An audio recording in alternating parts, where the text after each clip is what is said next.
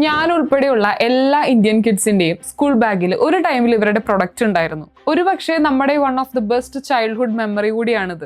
ഇതിന്റെ ഫൗണ്ടർ ഇല്ലായിരുന്നെങ്കിൽ ഈ ഒരു ബേസിക് കാര്യത്തിന് പോലും നമ്മൾ ഫോറിനേഴ്സിനെ ഡിപ്പെൻഡ് ചെയ്യേണ്ടി വന്നേനെ.